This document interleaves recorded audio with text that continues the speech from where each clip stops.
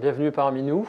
Nous allons effectivement vous parler des interfaces cerveau-machine qui font l'objet des recherches de notre équipe. Donc tout d'abord, l'équipe interface cerveau-machine. C'est un petit groupe d'individus, 2 enseignants-chercheurs, une chercheuse post-doctorante et 3 doctorants. Ce que vous pouvez voir aussi, c'est que ces 3 doctorants sont de sources diverses et sur des thématiques diverses, puisqu'on a un doctorant qui est financé par le gouvernement mexicain, qui est justement mexicain, qui vient de l'étranger, qui travaille en sciences de l'ingénieur, une doctorante qui travaille avec un cofinancement par l'industrie pour viser des applications translationnelles de nos recherches, c'est-à-dire pour que nos recherches amènent des développements cliniques et commercialisés. Et puis une dernière doctorante qui travaille en co-tutelle de thèse avec l'École normale supérieure en philosophie cognitive. Les thématiques de recherche de l'équipe sont effectivement à la croisée entre les neurosciences, l'ingénierie et la psychologie, la philosophie. Il s'agit du domaine des sciences cognitives, qui est un domaine pluridisciplinaire. Pour diriger une équipe de sciences cognitives, j'ai moi-même eu un parcours assez pluridisciplinaire. J'ai commencé en étudiant les sciences et l'informatique. Puis rapidement, j'ai bifurqué vers les sciences cognitives elles-mêmes au travers d'une formation qui s'appelle le Cogmaster, qui est très ouverte et qui permet d'avoir accès à des enseignements assez diversifiés, à cheval entre les sciences humaines, la modélisation et les sciences de l'ingénieur. J'ai poursuivi avec un doctorat pluridisciplinaire entre Paris et Lyon, ce qui m'a un petit peu donné le goût du voyage, il faut croire, puisqu'ensuite je suis parti au Japon pour 4 ans et demi, à côté de Tokyo. À l'époque, lorsque j'avais terminé ma thèse, les interfaces cerveau-machine n'étaient pas beaucoup recherchées en France, il n'y avait pas beaucoup de laboratoires qui travaillaient dessus, et c'est pour ça que j'ai dû m'expatrier aussi loin. Et je suis revenu en France pour monter cette équipe par la suite. Alors quand je dis partir aussi loin, je ne suis pas parti au Japon, je suis parti partout dans le monde. Puisqu'une fois au Japon, j'ai voyagé partout pour rencontrer les différents collègues qui travaillaient dans ce domaine. C'est une constante dans les carrières de chercheurs à l'heure actuelle qui deviennent de plus en plus internationales. Et à l'heure actuelle, notre équipe de recherche continue à avoir des collaborations avec le Japon, Singapour et l'Espagne sont les principales. Je cède la parole à Takfarinas. D'accord, merci François. Pour ma part, donc, en fait, j'ai fait un cursus en électronique. Donc, j'ai obtenu un baccalauréat et une licence en Algérie. Puis, j'ai fait un master en électronique et systèmes communicants à l'UPMC. Et par la suite, j'ai fait un doctorat aussi à l'UPMC. Donc, le thème, c'est la modélisation de l'activité électrique du cerveau pour le problème direct. Donc, on va en parler par la suite. En collaboration avec l'Institut du cerveau de la moelle épinière à La Pitié. J'ai fait aussi 6 mois de recherche en Allemagne dans un laboratoire à Münster. Et actuellement, donc, cette année, je suis dans l'équipe de François en tant qu'enseignant et chercheur aussi. Avec un statut de maître de conférence contractuel. Et on est très content que Takfarinas ait rejoint notre équipe. Alors, on va parler d'interface cerveau-machine maintenant. Une interface cerveau-machine, ça veut dire quoi ? Alors déjà, c'est un vieux rêve. Alors vieux, il faut tout relativiser, vieux de 1977, puisque c'est la première fois qu'on va entendre parler de ce concept, tout d'abord dans la littérature, puis ensuite avec une adaptation au cinéma, avant que les scientifiques s'emparent vraiment du projet et commencent à en développer. Donc c'est dans le film Firefox qu'on voit Clint Eastwood piloter un avion de chasse avec l'activité de son cerveau directement. Est-ce que c'est quelque chose de possible ? Et ça va être là l'objet de la conférence d'aujourd'hui. Pour une interface cerveau-machine, on doit capter l'activité cérébrale. Aujourd'hui, on parlera beaucoup d'électroencéphalographie, mais il y a d'autres moyens de mesure, ce qui va nous permettre d'obtenir un signal, c'est-à-dire quelque chose qui évolue dans le temps, qui fluctue, et qui est censé être corrélé avec l'activité de nos neurones, de notre cerveau. Ce signal, en lui-même, généralement, ne contient pas une information pertinente. Il est trop complexe. Il y a des artefacts, il est trop indirect par rapport à ce qu'on cherche à extraire. Donc on va appliquer des transformations mathématiques, des mesures indirectes du signal, et on va parler de descripteurs ou de biomarqueurs. Et c'est avec ça qu'on va travailler. Ensuite, on construit ce qui s'appelle un algorithme de translation qui va permettre d'obtenir une commande. Et avec ces commandes, on peut piloter un robot, un fauteuil roulant, un ordinateur ou n'importe quelle autre application. Donc l'idée, c'est effectivement de piloter un ordinateur par la pensée, pour faire simple. On peut parler aussi d'interface cerveau-machine passive. Il s'agit de modèles qui sont plus récents dans ce domaine et qui intéressent beaucoup notre équipe de recherche, où au lieu d'essayer de piloter un ordinateur par la pensée, on va prendre un utilisateur qui est en train d'utiliser un ordinateur avec ses mains, mais on va essayer de mesurer ce qui se passe dans sa tête pour vérifier au niveau cognitif, c'est-à-dire au niveau des mécanismes de traitement de l'information sensorielle, si les choses se passent bien ou mal. Alors ça va permettre de faire du monitoring, par exemple, pour évaluer l'état d'un sujet, par exemple en télémédecine, ou pour vérifier si quelqu'un qui est en train de rouler avec un Kingston va avoir une baisse de vigilance. Ça peut être utilisé pour envoyer des signaux de rétroaction, et en particulier des signaux d'alarme, donc pour réveiller quelqu'un qui est en train de perdre le contrôle de son outil, ou de neurofeedback pour entraîner quelqu'un à mieux utiliser son activité cérébrale, c'est-à-dire qu'on va pouvoir faire de la kiné du cerveau. Alors, comment est-ce qu'on arrive à fabriquer ce genre d'outils? On va déjà avoir des capteurs, des systèmes, on va appeler ça une interface, pour relier le cerveau avec la machine qui doit l'interpréter. Comment peut-on interfacer un cerveau? Je vais me tourner vers Takfarinas qui va nous parler un peu du cerveau. Donc, dans cette partie, je vais plutôt vous parler. Donc, ici, on a une image IRM d'une tête. Et à l'intérieur, on voit les différentes couches. Donc, en fait, il y a l'os, il y a la peau, l'os. Et à l'intérieur, en fait, on a le cerveau qui est constitué notamment du cortex. Donc, c'est la surface extérieure du cerveau. Et à l'intérieur du cortex, on trouve des cellules très, très petites. Donc, en fait, il y a des 100 milliards de neurones à l'intérieur qu'on appelle des neurones, qui sont constitués principalement d'un noyau et des capteurs qu'on appelle des dendrites. Donc, c'est ces capteurs-là qui vont capter le signal électrique. Puis, il sera transmis à travers l'axone qui transmet l'information du noyau vers les autres neurones qui sont tout autour. Donc, au repos, par exemple, on peut voir la petite vidéo qui est là. Donc là, c'est une image d'un cerveau qui est au repos. Donc en fait, on voit que réellement, le cerveau, même en étant en repos, il y a une certaine activité. François, tu peux rajouter par rapport à ça? Quand le cerveau est au repos, c'est-à-dire quand on ne fait rien, on va avoir un réseau dédié qui va s'activer, qui s'appelle le réseau du mode par défaut, et qui en fait est très utile. C'est lui qui va vous permettre, par exemple, de vous rappeler qu'il faudra que vous téléphoniez à votre tante quand vous rentrez chez vous. Il va être utilisé pour la planification, pour le maintien de l'ensemble des petites fonctions dont on a besoin de façon générale. Quand on va passer sur une tâche dédiée, quand on va commencer à vouloir volontairement faire quelque chose, placer notre attention sur quelque chose, ce réseau va s'éteindre et on va basculer sur des réseaux dédiés. Ce qui signifie qu'en fait le cerveau ne s'arrête jamais, sauf si vous êtes mort. Même quand vous dormez, le cerveau est actif. Donc, comment on peut observer cette activité? Donc, dans la deuxième vidéo, donc là, on rentre à l'intérieur du cerveau, on voit les neurones qui sont connectés. Donc, on estime le nombre à 100 milliards et chaque neurone, il a entre 100 et 1000 connexions avec d'autres neurones via les synapses. Donc, en fait, il y a un déplacement de charge sur la surface. Donc, en fait, ici, on voit les charges qui se déplacent. Donc, il y a une polarisation ou une dépolarisation lors d'un stimulus. Donc, le stimulus, ça peut être une vision, quelque chose qu'on entend. Et à partir de ce stimulus-là, il y a une réaction, donc il y a un déplacement de charge. Et ici, on voit en fait une synapse. Donc la synapse, c'est le pont entre deux neurones. Donc là, il y a le signal électrique qui va passer de l'axone vers l'autre neurone qui est là, donc via des neurotransmetteurs. Donc l'information sera transmise d'un neurone vers un autre. Donc sur les 100 milliards de neurones, donc, il y a à peu près entre 100 et 1000 connexions et on estime à peu près à 50 potentiels d'action par seconde par neurone. Donc le cerveau, il est en constante activité électrique. Par la suite, donc pour pouvoir mesurer cette activité électrique du cerveau, donc on a besoin de machines, donc interface cerveau-machine. Donc ces machines-là nous permettent de voir ce qui se passe dans le cerveau en temps réel. Donc on distingue 3 types. Ici, on parle de gros appareillages, notamment l'IRM fonctionnel, qui est là. Donc, ça permet de voir le fonctionnement du cerveau. Donc, en fait, c'est la diffusion de l'oxygène dans les neurones. Donc, ça nous permet de voir, en fait, les zones activées en temps réel.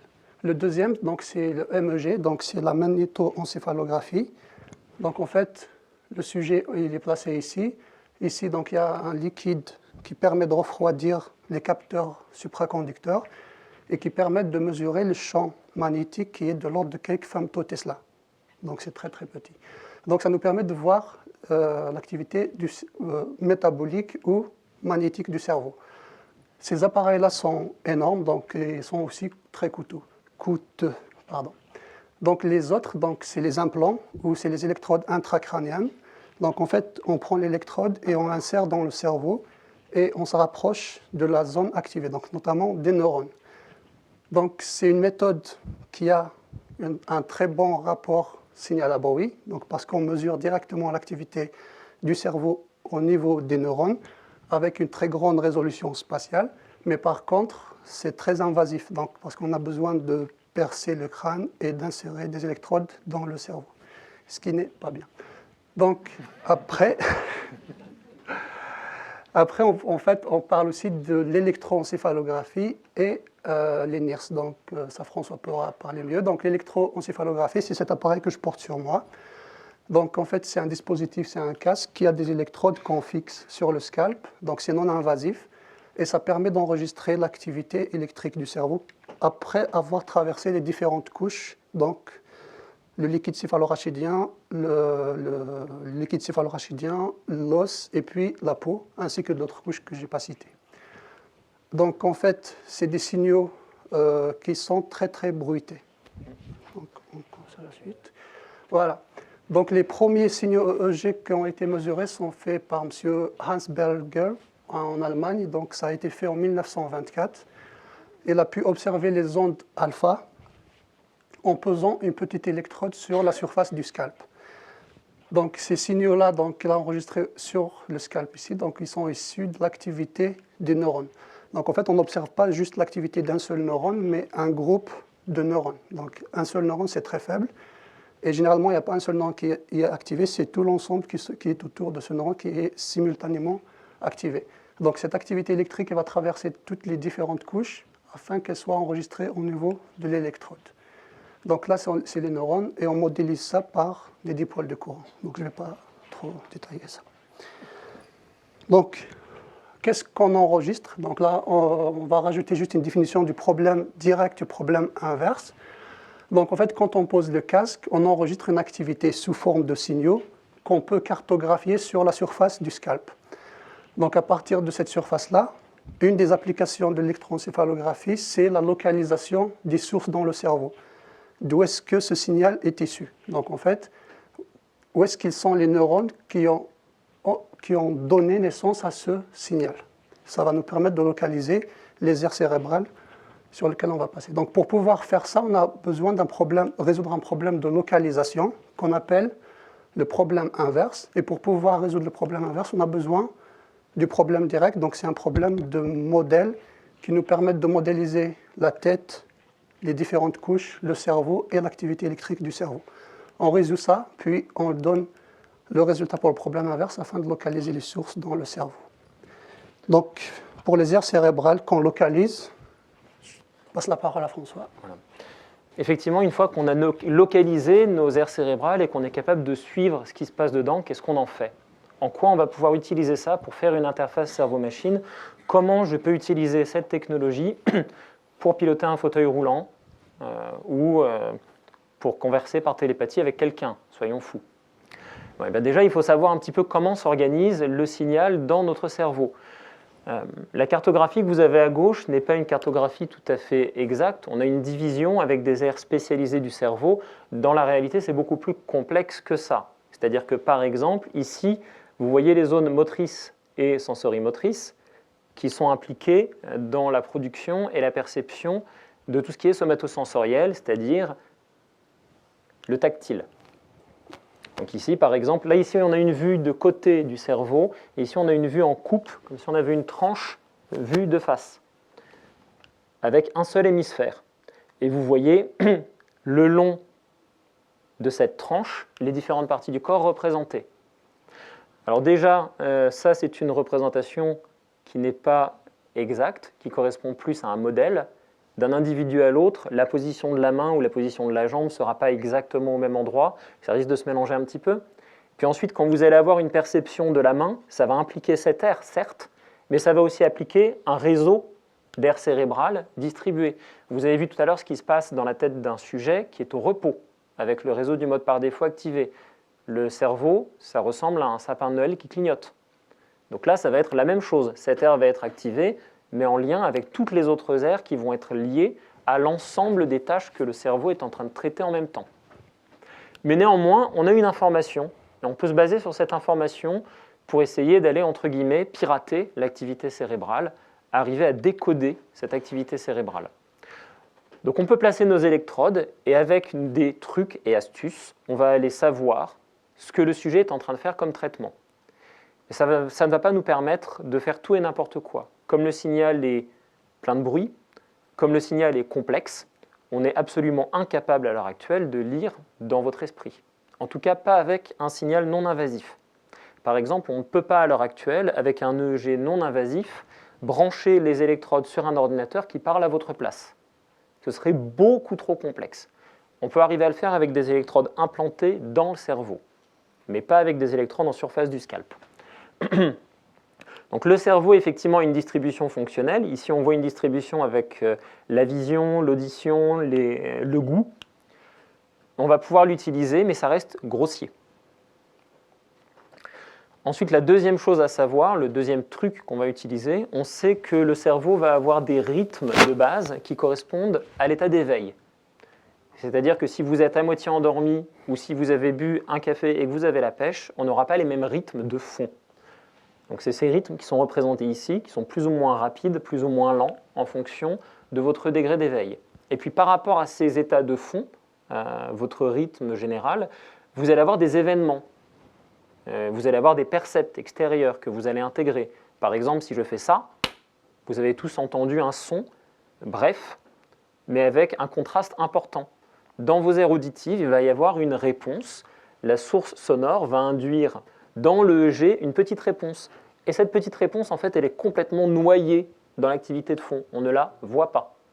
On pourra faire l'expérience tout à l'heure, puisque justement Tacfarinas a un casque sur la tête. On pourra faire du bruit si vous voulez, et vous verrez que ça ne se voit pas dans son activité EEG. Par contre, si 100 fois d'affilée, on fait le même bruit et qu'on fait la moyenne des signaux, là on va trouver un petit potentiel. Vous voyez que le EEG, c'est de l'ordre de la cinquantaine de microvolts. Le petit potentiel, il est de l'ordre de quelques microvolts, entre 2 et 4 microvolts. C'est tout petit. C'est pour ça qu'on ne le voit pas. Pourquoi ? Simplement parce que ce qu'on enregistre avec nos électrodes, c'est l'activité de population de centaines de milliers de neurones. Donc en fait, notre électrode, elle est placée au-dessus de neurones qui traitent des tas de choses différentes. Et donc si jamais il y a un bruit de main qui tape ou si jamais il y a un bruit de klaxon, l'électrode va enregistrer les deux. Et ce ne sera pourtant pas les mêmes neurones qui parlent et pas de la même manière. Donc il faut arriver à trier tout ça. Alors on peut quand même utiliser ça.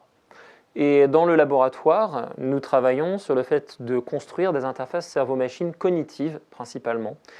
Ce dont je vous ai parlé au début de l'exposé, c'est-à-dire arriver à traquer ce qui se passe dans la tête d'un sujet pendant qu'il fait une tâche pour vérifier son état et éventuellement faire de la kiné du cerveau. Donc par exemple, si je prends un sujet et qu'il y a un petit curseur sur l'écran et je lui demande de maintenir le curseur dans le cercle. Le curseur se déplace aléatoirement et vous avez un petit joystick et vous devez maintenir le curseur dans le cercle. C'est une tâche qui, avec un petit peu d'entraînement, devient rapidement, je dirais presque automatique. C'est une tâche vraiment stupide.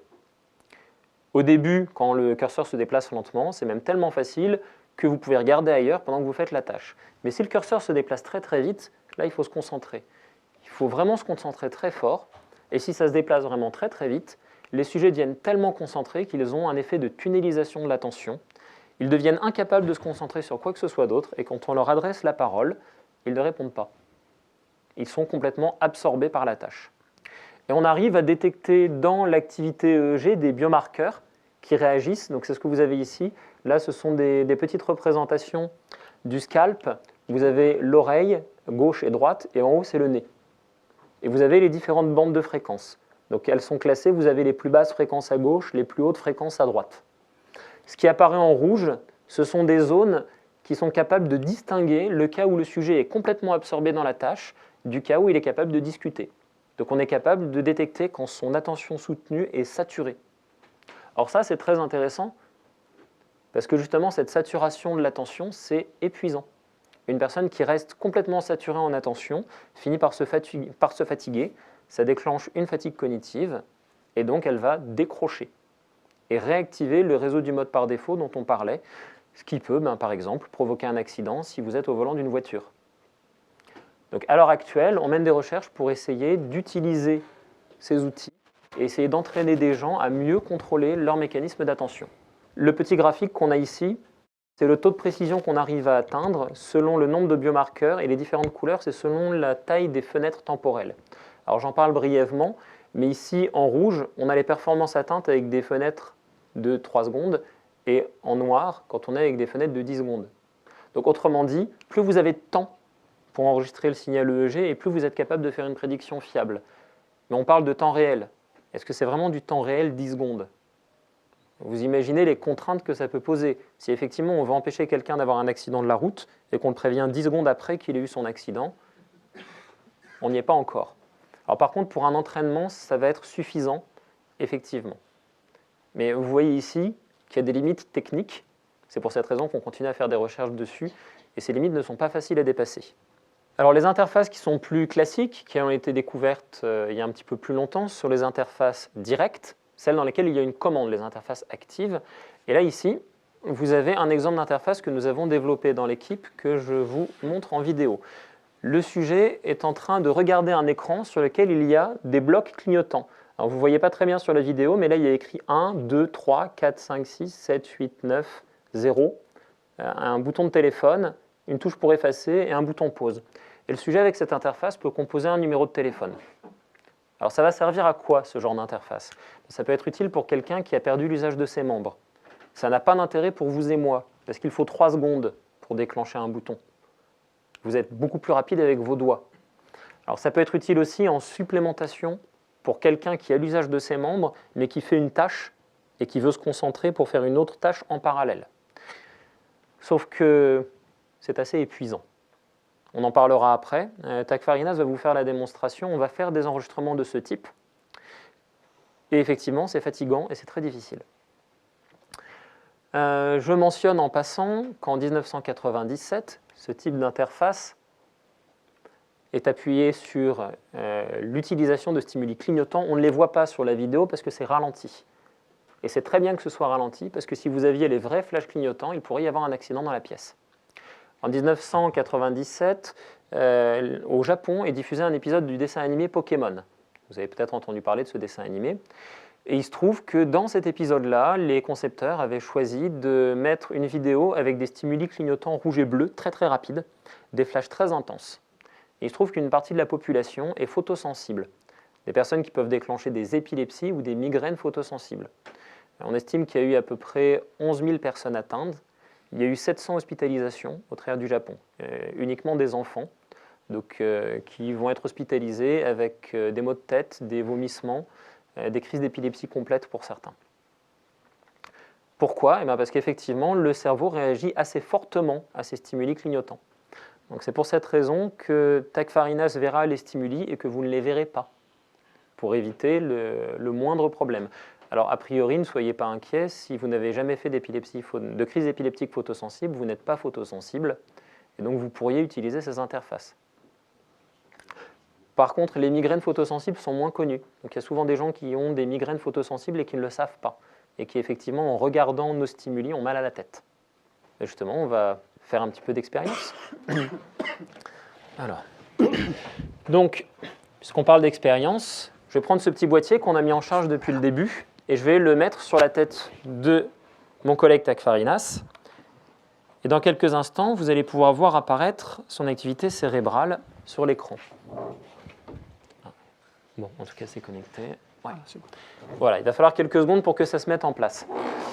Pour ceux qui sont arrivés suffisamment tôt et qui nous ont vu installer le système, on a utilisé une seringue avec du gel. Je vais vous la faire passer si vous voulez regarder. Ça contient une émulsion avec du chlore. Donc c'est une substance salée. Ça va permettre d'établir un bon contact entre la peau du scalp et l'électrode qui effectue l'enregistrement. Alors on peut éventuellement, on en reparlera par la suite, utiliser des électrodes sèches. Je vais aussi vous en faire passer. Je vous demanderai de ne pas les perdre parce que ça coûte horriblement cher. Voilà. Les électrodes que je vous fais passer fonctionnent sans gel. Par contre, elles sont relativement inconfortables. Le problème, c'est que la qualité du signal n'est pas particulièrement élevés. Donc il y a beaucoup de recherches à l'heure actuelle pour essayer d'obtenir des enregistrements EEG sans mettre de gel, pour des questions de confort, que vous pouvez comprendre, puisqu'on vise des applications pour le grand public. Et personne n'a envie de se mettre du gel sur la tête. Donc on met du gel, le gel est posé, ça va prendre un certain temps, et puis ensuite on va pouvoir enregistrer l'activité EEG. Et donc c'est ce que vous voyez apparaître sur l'écran. Donc ici on a l'activité du cerveau de mon collègue Takfarinas. Vous avez ici 6 électrodes qui sont disposées sur le scalp. Donc tout en haut, vous avez des électrodes qui sont à l'arrière de la tête, au niveau des aires occipitales, qui sont impliquées dans tout ce qui est traitement de la vision. Donc c'est là que vous avez ce qui vient de ses yeux. Puis ensuite, vous avez des électrodes dans les zones centrales, qui vont plus être en lien avec tout ce qui est somatosensoriel, perception du corps. C'est très grossier ce que je viens de vous dire, c'est d'ailleurs complètement faux. Elles ne font pas que ça. Mais dans le cas de l'expérience qu'on va faire, elles vont servir à ça. Je vais vous rajouter 2 électrodes que vous voyez pour l'instant pas. Voilà. Les 2 du bas ici, ce sont des électrodes qui sont enregistrées avec, des enregistrements qui sont effectués avec des électrodes sèches. Ces 2-là n'ont pas de gel. Ce sont des électrodes qui sont placées en préfrontal. Alors le cortex préfrontal est très intéressant puisqu'il intervient dans beaucoup de fonctions exécutives, dans des mécanismes d'inhibition, et donc on va le retrouver impliqué dans l'attention. Là ici, je ne sais pas si vous voyez ces espèces de pics qui apparaissent et la différence d'amplitude. En fait, ces signaux sont plus artefactés parce qu'il n'y a pas de gel, tout simplement. Je vais demander à mon collègue de cligner des yeux plusieurs fois. Voilà, vous voyez les artefacts qui apparaissent quand il cligne des yeux. Alors maintenant, on va faire une expérience et on va se ramener il y a 70 ans. Je vous enlève les électrodes préfrontales parce qu'elles sont artefactées, on verra mieux. Et je vous rappelle que Hans Berger a mis en point l'EEG. Et là, il se retrouve face à ses collègues scientifiques de l'époque qui lui disent que c'est absolument impossible que les signaux du cerveau puissent traverser comme ça le crâne. C'est invraisemblable, il enregistre certainement l'activité des muscles. Après tout, il n'a pas complètement tort, le collègue d'Hansberger, parce qu'il y a des muscles à la surface du crâne. Peut-être qu'on pourrait le tester d'ailleurs, si tu peux bouger les bras, essayer de faire le oiseau. Bon, là, on ne les voit pas trop. Alors pourquoi on ne les voit pas trop? J'ai triché, j'ai mis des filtres. C'est-à-dire que j'ai fait un traitement mathématique qui enlève les artefacts. Et si je n'enlève pas les artefacts, ça a plus cette tête-là, le signal. Tu peux recommencer un peu? Bon, ça va, c'est pas trop artefacté. Bon, maintenant, est-ce qu'on peut voir, effectivement, il y a quand même des artefacts. C'est par exemple le pic ici, ça c'est un artefact. C'est l'activité qui vient de l'activité des muscles. Maintenant, je vais remettre mes filtres. Et je vais demander à Takfarinas de vous prouver qu'il a bien un cerveau sous ces électrodes. Alors, vous allez regarder les électrodes du haut. Et puis, à un moment, je vais faire signe à Takfarinas et vous allez voir les signaux changer, si tout se passe bien, s'il a bien un cerveau. Alors, attends un petit peu. Ah bah, il s'est déjà lancé. Alors, est-ce que vous avez vu, voilà, vous voyez les espèces de petites ondes qui apparaissent là-haut? Je vais prendre le pointeur. Vas-y, rouvre les yeux un peu, comme ça sera plus clair. Donc, vous voyez que les ondes en question disparaissent. Et là, maintenant, vas-y, referme les yeux. Voilà, ça se trouve là. Vous voyez ça? Ces ondes régulières, c'est le rythme alpha. C'est le premier rythme cérébral que Hansberger a pu observer. Et effectivement, on ne peut pas dire que ça vient des muscles. Donc c'est assez éclatant. C'est comme ça qu'on a pu démontrer qu'on pouvait enregistrer le cerveau avec de simples morceaux de métal posés sur la tête. Alors maintenant, ça nous donne quelque chose qui a cette tête-là. Et là, ici, je filtre spécifiquement dans une bande de fréquence qui correspond à l'activité du rythme sensorimoteur. Quand vous êtes au niveau des zones centrales, vous vous rappelez tout à l'heure, je vous ai montré un petit dessin, je vous ai dit que ça ne se passait pas exactement comme ça, mais que c'était pas loin. D'un sujet à un autre, en général, on a un bras droit, un bras gauche, et ce bras droit, ce bras gauche vont être bien câblés par rapport à nos hémisphères, à l'envers, bien sûr, parce que le cerveau est toujours câblé à l'envers. Mais ça va nous permettre de regarder un petit peu si jamais Takfarinas bouge son bras droit ou son bras gauche. En fait, si jamais je lui demande de le faire, de bouger, vas-y, bouge le bras droit, bouge le bras gauche un petit peu. on ne voit pas grand-chose. Alors pourquoi on ne voit pas grand-chose? On en reparlera, mais parce que vous avez une superposition de signaux. Le potentiel évoqué qu'on va essayer de regarder, qui est dans la bande en question, va être superposé à des tas d'autres éléments. Donc on ne peut pas arriver à le voir. C'est pas clair. En fait, il faudrait plusieurs essais et faire la moyenne de ces plusieurs essais pour que ça marche bien. Alors je vais essayer quand même de vous le montrer.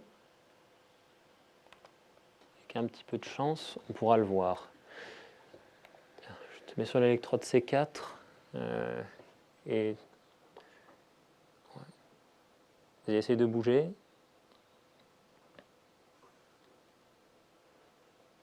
Est-ce que j'ai fixé? Ouais, c'est bon. Donc là, ça ne donne rien. Maintenant, essayez. Ah, c'est bon, ça commence. Voilà. Donc qu'est-ce que ça va donner? Ah oui, je ne vous ai pas expliqué ce que c'est quand même.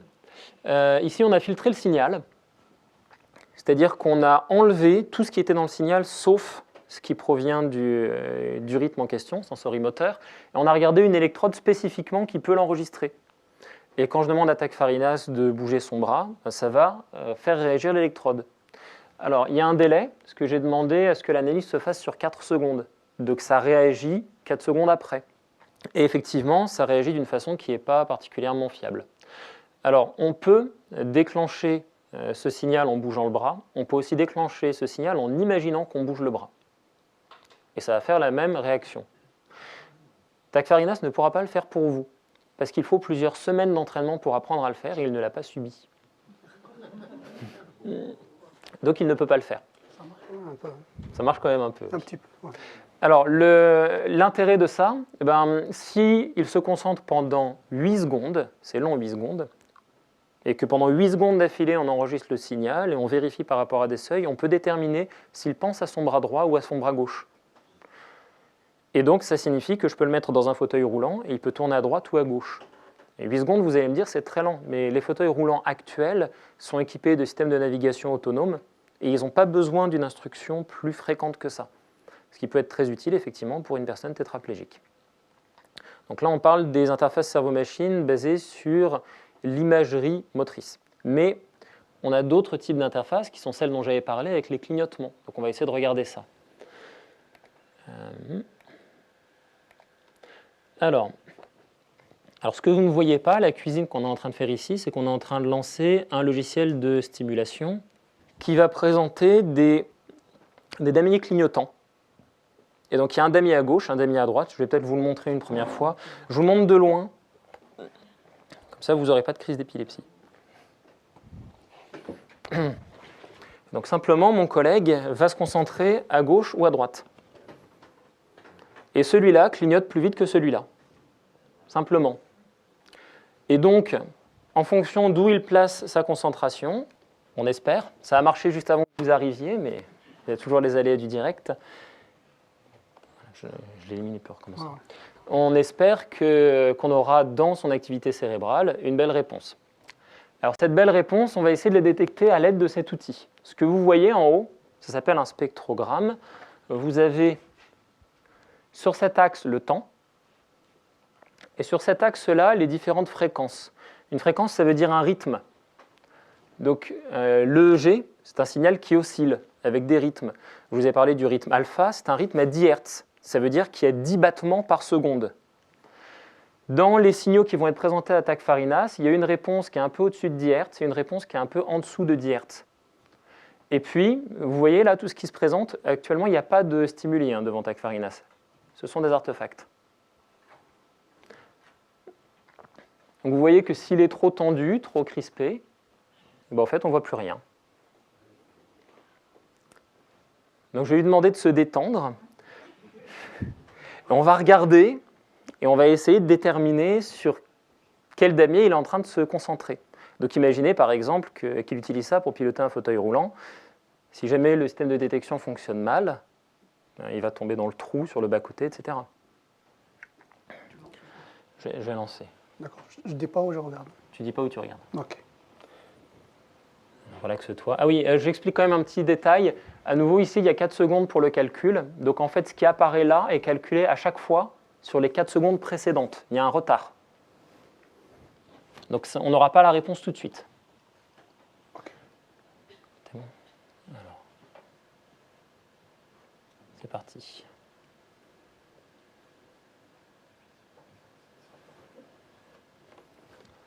Si vous avez vu ça. On revoit encore ici qui apparaît. Vous voyez ça? Il y a une réponse en dessous de 10 Hz. Tu regardais à droite. Je regardais à droite. Voilà. Donc je suis capable de dire sur quoi il plaçait son attention. Alors quand je dis regarder à droite, concrètement, les deux réponses sont dans son champ visuel. D'ailleurs, si vous avez regardé, vous avez vu un petit peu de réponse au-dessus. Parce qu'en fait, ses yeux voient l'ensemble.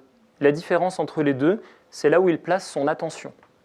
C'est-à-dire qu'il était plus attentif au stimulus de droite qu'au stimulus de gauche. On va retenter un petit peu, histoire de voir si on arrive à voir la réponse quand il regarde à gauche. Et bien entendu, il l'a lancé alors qu'il était en train de faire des artefacts.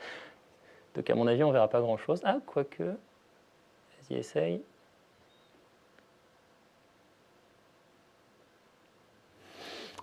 Raté. Alors, pourquoi raté? Parce qu'en fait, il bougeait. Et donc en fait, ce qu'on a vu, c'est ses muscles. Alors, vous commencez à comprendre à quel point ce n'est pas simple à utiliser et pourquoi vous n'avez pas encore d'application en public pour jouer avec ça chez vous tranquillement. On refait. Voilà. Alors détends-toi bien. Il faut être un maître zen pour utiliser ces systèmes.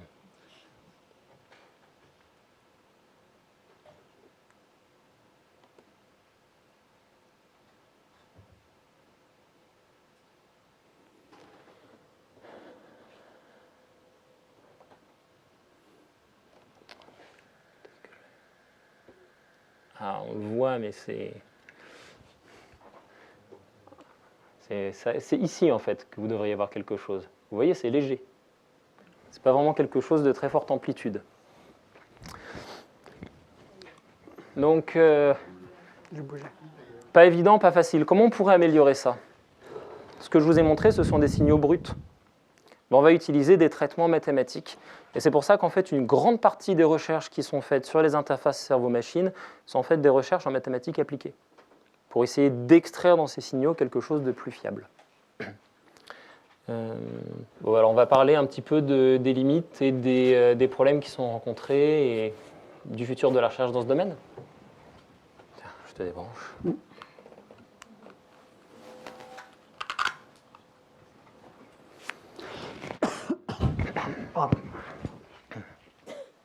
Ah, tu peux te reposer.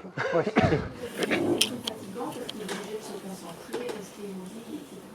Oui, bah, tu peux peut-être décrire un peu oui, ce en que ça t'a effet, fait. en fait, quand on regarde le clignotement, déjà ça fait mal aux yeux, ça c'est une. Mais bon, là on a fait 3 essais, ça va. Mais au labo, quand on fait des fois, on se fatigue facilement et des fois on peut facilement dormir.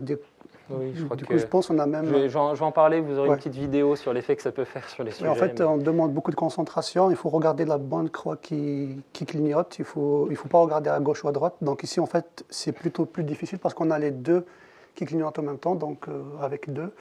Et j'imagine avec un clavier avec 6 ou 7 digits, enfin 12 clignotements. Donc il faut bien se concentrer sur le bon endroit afin d'avoir le bon signal, mais c'est plutôt fatigant. Alors, en fait, concrètement, au niveau de ce qui se passe dans le cerveau, quand vous avez les deux stimuli qui sont dans le champ visuel et que vous devez vous concentrer sur un seul de ces deux stimuli, ça veut dire que vous inhibez l'autre. Donc ça veut dire que vous avez une activation très importante au niveau du cortex préfrontal, à l'avant du cerveau, qui vient dire aux zones visuelles que vous ne voulez pas percevoir un des éléments et qui vient dire aux yeux que vous ne voulez pas qu'ils se focalisent sur un point ou l'autre. Et ça, c'est très fatigant cognitivement, surtout si ça dure longtemps. Sur des expériences typiques au laboratoire, on va faire ces enregistrements pendant 1 heure. Et à la fin, on est complètement lessivé, effectivement. Donc c'est beaucoup moins amusant que le concept d'interface cerveau-machine tel qu'il est vendu par les médias, celui dont on va parler maintenant. Alors, sur cette petite diapositive, on vous a mis en gros ce qu'on peut voir si vous écoutez la radio, si vous regardez la télé, si vous lisez les journaux sur les interfaces cerveau-machine. En général, ça, c'est ce que les médias vous vantent. Et en dessous, c'est la réalité, ce qu'on peut faire. Donc, par exemple, on va vous parler du fait qu'on peut créer par la pensée avec une interface cerveau-machine. C'est vrai dans une certaine mesure, puisqu'on peut détecter la prise de décision. On peut détecter un oui ou un non. Et j'ai un collègue au Japon qui a utilisé ça pour fabriquer un instrument de musique qui convertit le EEG en musique. Le sujet se concentre sur le bras droit ou sur le bras gauche, ou alors il fait du calcul mental, ou enfin il imagine des objets qui bougent dans sa tête. Ça va permettre de détecter 4 commandes différentes. Il faut plusieurs secondes pour détecter chacune des commandes, et le système n'est pas toujours fiable, c'est-à-dire qu'il fait 30% d'erreurs. Mais ça va être suffisant pour détecter des décisions, et ces décisions vont changer l'orientation de la composition musicale en direct. Et donc il y a des artistes qui peuvent jouer de la musique avec leur cerveau. Mais effectivement, ils ne sont pas en train d'imaginer une musique qui sort directement dans les haut-parleurs. On en est très loin. C'est pareil pour le fait de téléphoner par la pensée. Vous n'allez pas penser à ce que vous voulez dire à votre ami qui va l'entendre de l'autre côté. Éventuellement, comme vous l'avez vu, vous allez vous concentrer longuement, lentement, sur des stimuli clignotants qui font mal à la tête, qui vous fatiguent, et au bout de quelques minutes, ça va composer un numéro de téléphone qui appellera votre ami. Mais là, il faudra lui parler. Bon, travailler par la pensée, vous avez peut-être vu Minority Report, tout ce genre de film. Imaginez ça avec un casque sur la tête en plus, et on n'a plus qu'à penser, et tout se crée tout seul sans qu'on fasse d'efforts.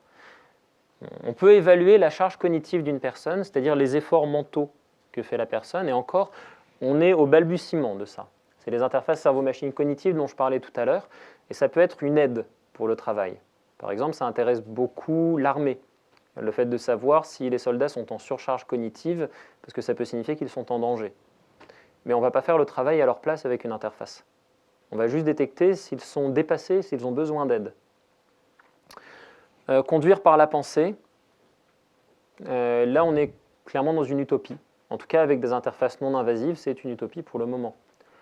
Par contre, vous pouvez effectivement avec des électrodes positionnées sur la tête, arriver à piloter relativement rapidement un volant. Mais ce ne sera pas avec votre cerveau, ce sera avec les muscles. Parce que la détection de l'activité des muscles, elle, est beaucoup plus fiable. Donc si vous contractez la mâchoire côté droit ou côté gauche, on pourra le détecter relativement vite. Mais dans ce cas, vous allez me dire, si vous pouvez contracter la mâchoire à droite ou à gauche, pourquoi vous ne bougez pas les mains? Par contre, on peut arriver à détecter des niveaux de vigilance. Mais encore une fois, si on veut détecter la vigilance, il vaudrait mieux regarder les clignements oculaires. C'est plus fiable. Et il y a des systèmes d'eye tracking, de mesure des yeux, qui sont beaucoup plus rapides que le EEG. Ce qui nous intéresse, nous, c'est d'essayer non pas de mesurer la vigilance, mais de mesurer l'attention. Ce dont je parlais précédemment, les recherches que nous faisons portent plus sur la tunnelisation de l'attention et le fait de cesser de percevoir ce qui est autour. Et ça n'a rien à voir avec la vigilance. Vous pouvez être très vigilant, très concentré et saturer votre attention.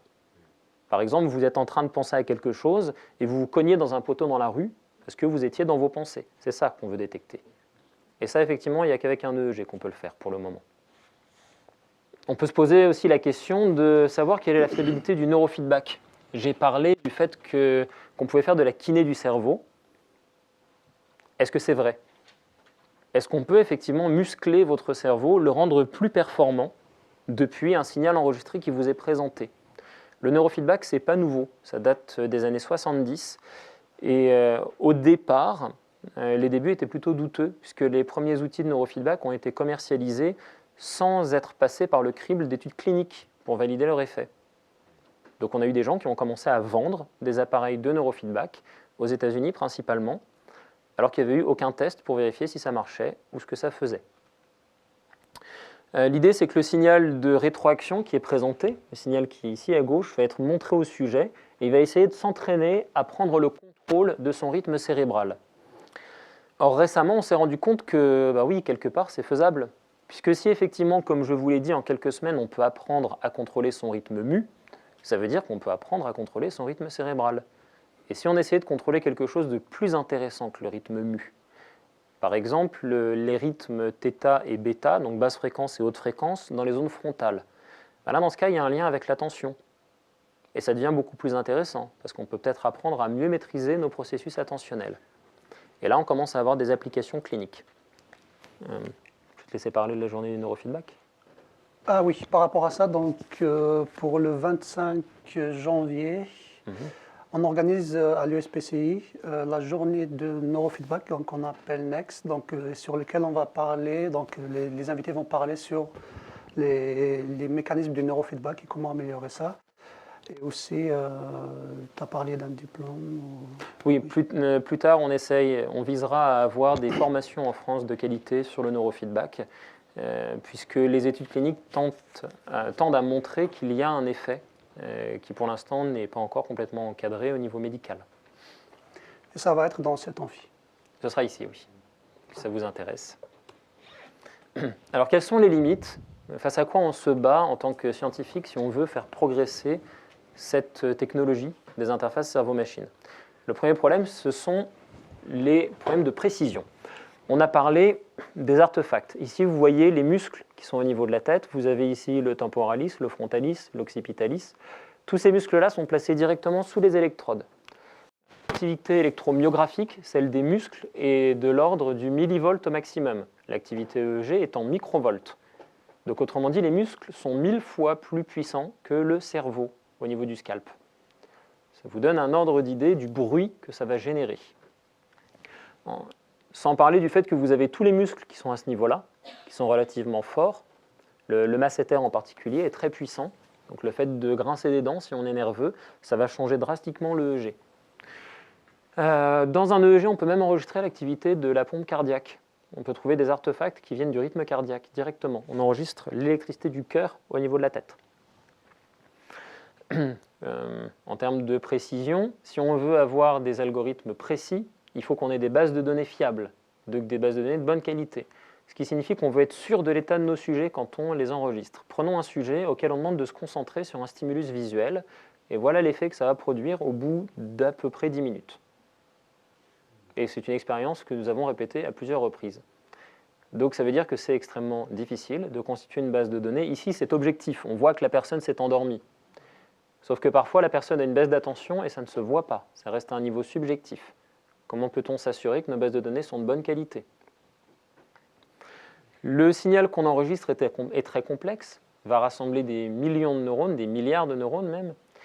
Et voilà à peu près à quoi ça va ressembler en temps réel. Vous en avez vu un, mais là ici on a quelque chose de reconstitué depuis des signaux en haute définition avec beaucoup d'électrodes. Tout ce que vous avez vu sur ce signal qui se présente en rouge ou en vert, ce sont des artefacts. Tout ce qui est en bleu dans le fond et qu'on ne voit pas varier, c'est l'activité du cerveau. Donc autrement dit, on cherche à trouver une aiguille dans une meule de foin. Il faut arriver à extraire cette information qui est cachée. Les commandes à l'heure actuelle dans une interface cerveau-machine sont trop lentes à extraire. On est aux alentours de 3 secondes 5. Donc effectivement, en dehors des applications de type neurofeedback, il n'y a pas trop d'applications pour le grand public. Bien évidemment, on est beaucoup plus rapide si on est avec des électrodes implantées, mais je pense que personne dans la salle ne veut avoir un trou dans le crâne. Le problème du gel, je vais laisser Takfarina s'en parler. Oui, en fait, puisqu'il a du gel sur la tête. Oui, en effet, et ça pose problème à la fin de l'expérience. En fait, c'est un des inconvénients des électrodes humides. Donc, en fait, ce gel, c'est un gel conducteur qui permet en fait de mieux lier l'électrode au scalp, au cuir chevelu. Donc, en fait, ça permet de réduire la résistance qui est formée entre l'électrode elle-même et le scalp afin d'améliorer le signal qui est capté. Donc, plus on réduit la résistance, plus le signal capté est meilleur. Donc, comme vous voyez sur la photo, et à la fin de la séance, vous allez le voir aussi, donc en fait, c'est avec la petite aiguille qu'on met dedans, et au fur et à mesure qu'on met du gel, on peut voir sur le logiciel, en fait, il nous donne une estimation de l'impédance entre l'électrode et le scalp. Donc, oui. voilà. La pointe de l'aiguille ici n'est pas piquante, hein. Le gel n'est pas enfoncé à l'intérieur de la peau. C'est une pointe coupée. On ne blesse pas nos sujets. Ça fait pas mal, ouais. On sent juste un peu de fraîcheur là où... Par contre, là, ici, vous voyez le gel qui est déposé, qui fait un espèce de dépôt salé. Ça peut être irritant, donc on ne peut pas garder ce gel sur la tête plus d'1 heure. Donc vous imaginez passer une demi-heure à poser vos électrodes. Après, vous pouvez utiliser votre appareil pendant 1 heure. Et après, vous ne pouvez plus l'utiliser de la journée, sinon vous avez des irritations. Dans mon ancien laboratoire au Japon, on avait essayé un gel qui fonctionnait très bien, et qui nous donnait de très bons résultats. On a un collègue qui l'a gardé plus d'1 heure sur la tête et ça lui a décoloré les cheveux. Oui, c'est un des inconvénients. Donc c'est un produit chimique, effectivement, ça peut avoir des conséquences et c'est pas très agréable de l'avoir sur la tête. C'est en cours de résolution, puisque à l'heure actuelle, on a, comme je vous l'ai dit, dans l'industrie, beaucoup de recherches sur les électrodes sèches. Celle que je vous ai fait passer s'utilise sans gel, mais la qualité du signal est plus pauvre. On n'aurait pas pu voir ce qu'on a vu à l'œil nu. ce qu'on vous a montré dans l'expérience, les variations qui se voyaient à l'œil nu, si on regardait au bon endroit, bien évidemment, vous ne pourriez pas les voir avec ces électrodes sèches. Il faudrait absolument utiliser une transformation mathématique pour extraire l'information.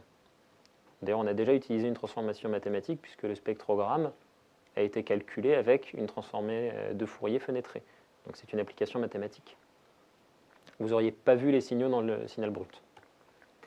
Problème de calibration. C'est que prendre deux personnes dans cette salle, j'aurai deux cerveaux différents. Donc si je veux avoir un système qui est fiable, je cherche une aiguille dans une meule de foin, mais ce ne sera pas la même aiguille pour vous ou pour moi. Donc il faut réapprendre les systèmes, les réentraîner, les recalibrer. Ça veut dire que quand on utilise une interface cerveau-machine, non seulement on met une demi-heure à poser les électrodes, mais après on met un quart d'heure à adapter l'interface à la personne. Alors, ça n'aura effectivement pas d'intérêt si jamais vous voulez taper un email pour quelqu'un que vous connaissez alors que vous avez l'usage de vos mains. Par contre, si vous avez perdu l'usage de vos mains, ça peut être utile. Ou si vous voulez vous entraîner à contrôler votre cerveau, ça peut être utile. Et le problème du neurofeedback, pour quelle raison est-ce qu'on a mis autant de temps à avoir des résultats qui soient acceptés par la communauté scientifique ? 1970-2017, ça fait plus de 35 ans. Quand vous essayez d'introduire sur le marché une technique, un traitement médical, ce que vous allez prendre, c'est que vous allez séparer le traitement d'une part avec un traitement efficace et un faux traitement qui va être le placebo, et vous allez regarder l'effet des deux. Alors pourquoi ? Disons que je teste une pilule, je vais vérifier l'effet de l'aspirine. La pilule A, c'est de l'aspirine, et la pilule B, c'est du plâtre. Mais je dis à tous les patients que je leur donne de l'aspirine. En fait, pour être plus précis, je dis aux patients qu'ils ont une chance sur deux d'avoir de l'aspirine, et je donne à leur médecin ces boîtes de pilules, et lui, il ne sait pas ce qu'il y a dedans. Et ensuite, il va donner aux patients les boîtes dans le désordre aléatoirement. Logiquement, si l'aspirine fait plus d'effet que le plâtre, c'est que l'aspirine est efficace. Pourquoi on fait ça ? Pas parce que les chercheurs sont des tordus, je vous rassure. Pourquoi on fait ça ? Simplement parce qu'il y a des effets dans l'interaction humaine qui sont liés à la motivation. Et donc si jamais je donne à une personne du plâtre et que je lui dis que c'est de l'aspirine, et que j'arrive à convaincre cette personne suffisamment et qu'elle y croit, il est possible qu'elle ait une amélioration. Voire même l'inverse, si elle est fait nocebo, si je donne de l'aspirine à quelqu'un et je lui dis que c'est du plâtre, il peut y croire tellement fort que ça produit un effet négatif. Donc on veut être sûr qu'un traitement ne soit pas lié à l'effet placebo, ne soit pas lié à l'imagination, à la motivation du patient. Alors le problème qu'il y a, c'est que si on présente à nos sujets un vrai neurofeedback et un faux neurofeedback, quand on a un neurofeedback efficace, c'est-à-dire quand on présente l'activité du cerveau à quelqu'un, soit je lui présente son activité, soit je présente l'activité de son voisin, et je lui demande à essayer de le contrôler. Mais il ne va pas arriver à contrôler l'activité de son voisin. Il arrivera à contrôler la sienne, et donc il se rend compte de la supercherie. Donc c'est très difficile de mettre en place un essai placebo avec du neurofeedback. Très difficile de contrôler et de s'assurer du mode de fonctionnement. Et c'est parce qu'on commence maintenant à le faire qu'on peut arriver à valider que ça a un effet. Ce qui a nécessité beaucoup d'adaptation des paradigmes scientifiques. Enfin, une dernière limite sur laquelle vous pourriez réfléchir, on va finir par y arriver. Dans quelques années, on aura les technologies pour interfacer le cerveau avec un ordinateur beaucoup plus vite qu'à l'heure actuelle. On n'est pas obligé de se limiter à l'électroencéphalographie pour mesurer l'activité du cerveau. Et avec de nouvelles électrodes plus efficaces ou avec de nouveaux systèmes de captation du signal, avec de meilleures méthodes de traitement, on finira par avoir un signal plus rapide. Et on pourra interfacer très vite le cerveau avec un ordinateur. Nous avons des collègues qui travaillent aussi sur le fait de renvoyer le signal dans le cerveau. On peut induire dans le cerveau un signal électrique, par exemple en changeant le champ magnétique qui est appliqué. Donc on peut avoir une interface connectée dans les deux sens. On lit dans le cerveau et on renvoie dans le cerveau. Ce qui signifie que je pourrais connecter votre cerveau avec des appareils électroniques externes qui vont interagir avec. Alors c'est quoi le futur de l'humanité ?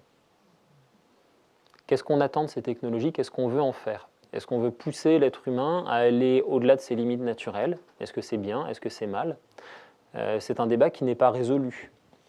Donc vous allez avoir deux camps, les transhumanistes qui vont vous dire que c'est bien de dépasser les limites de l'être humain, que c'est ce qu'il faut faire, et les bioconservateurs qui ne sont pas d'accord et qui disent qu'il y a des limites éthiques à respecter. Je crois qu'on va s'arrêter là pour notre Ça fait le conférence et vous inviter à nous poser des questions.